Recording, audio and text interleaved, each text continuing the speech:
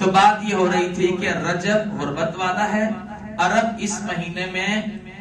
رسم عتیرہ کا اہتمام کرتے تھے۔ رسم عتیرہ یہ ہے کہ غیر اللہ کے نام پر جانور ذبح کرنا تھا، اور رسول اللہ صلی اللہ علیہ وسلم نے اسلام جب آیا، نبی اسلام تشریف لائے، آپ نے ان ساری رسومات کا کٹ کر دیا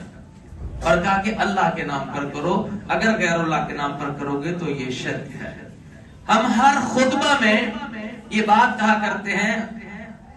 فَإِنَّ خَيْرَ الْحَدِيثِ کتاب اللہ، یہ وہ الفاظ ہیں جو نبی علیہ السلام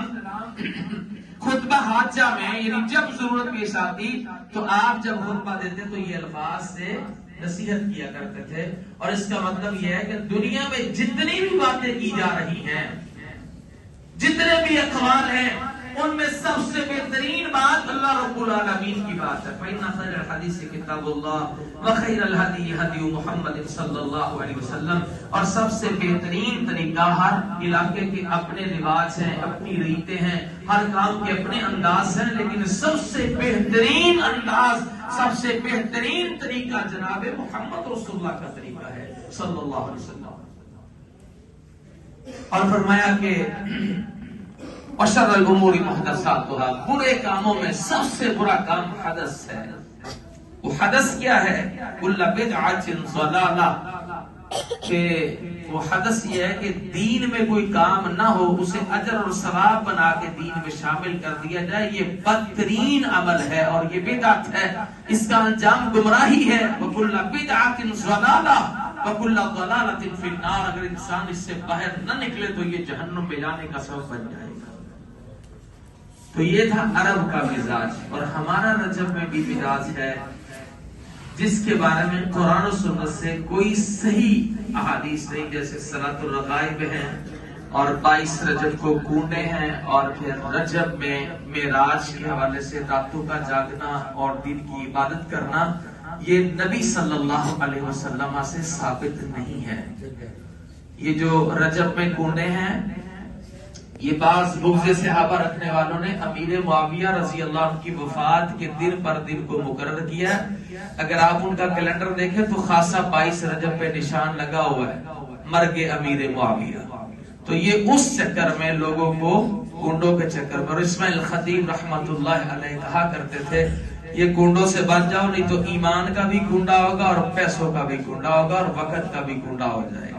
تو اس کا تعلق اسلام میں نہیں۔ اور یہ جو معراج کے نام پر ہوتا ہے، نبی علیہ السلام کو اللہ نے معراج کروایا ہے، انشاءاللہ ہم واقعہ معراج بیان کریں گے وقت آنے پر آئندہ خطبات میں، لیکن اس کے مقاصد کچھ اور ہیں، ہم نے اسے کسی اور رنگ میں لے لیا۔ تو نبی علیہ السلام کو جو معراج ہوا ہے یہ یقینی ہوا ہے، اور آپ صلی اللہ علیہ وسلم کو بڑی ساری نشانیاں دی گئی ہیں اس میں، لیکن وہ کب ہوا ہے اس کی تاریخ کا تعین نہیں ہے، اس میں بہت سارا اختلاف ہے۔ ہاں، حضرت خدیجہ رضی اللہ عنہا کی وفات، آپ کے چچا ابو طالب کی وفات کے بعد اور ہجرت سے کچھ وقت پہلے یہ ہوا ہے، جب کیلنڈر مقرر کیا گیا تو وہ امیر المومنین عمر بن الخطاب رضی اللہ عنہ کے دور خلافت میں کیا گیا، اور تاریخ کا جو شمار ہے وہ ہجرت سے ہے۔ تو ہجرت کے جتنے پہلے واقعات ہیں اس میں آپ کو تقریباً اختلاف رائے تاریخوں میں ملے گا، اور جو ہجرت کے بعد کا شمار ہے اس میں اختلاف نہیں ہے۔ تو یہ معراج چونکہ آپ کو آپ کی ہجرت سے پہلے کروایا گیا تھا، اس لیے اس کے بارے میں علماء کے کہیں 10 اقوال ہیں، کہیں 6 اقوال ہیں۔ کسی نے اس کو رمضان کہا، کسی نے اس کو رجب کا مہینہ کہا، کسی نے اس کو دوسرا مہینہ کہا، تو اس کا تعین نہیں ہے۔ اگر نبی صلی اللہ علیہ وسلم کی زندگی میں معراج کے بعد اس رات میں کوئی عبادت کرنا دین کا حصہ ہوتا، اگلے دن کا کوئی روزہ ہوتا، تو نبی صلی اللہ علیہ وسلم معراج کے بعد کئی سال تک زندہ رہے ہیں، آپ اس رات کا اہتمام کرتے، صحابہ اس کا ذوق شوق رکھتے، پھر اس کے بعد خلافت راستہ کا رہا ہے، 110 سال تک آخری صحابی زندہ رہا ہے، تو کسی نے اس صدی میں اس کے اوپر اہتمام نہیں کیا۔ تو میرے محترم بھائیوں، معراج اپنی جگہ پر، اس کے پیغامات اپنی جگہ پر، یہ جو ہم نے سلسلے بنائے ہوئے ہیں، کبھی کنڈے کے چکر میں اور کبھی بریانی کے چکر میں اور کبھی بہت ساری چیزوں کا، تو یہ اگر سے بہت اچھے کام لگتے ہیں، بہت سارے کرنے باجی کرنے دو، کچھ تو کر رہے ہیں نا، آخر خیر ہی کر رہے ہیں، کریں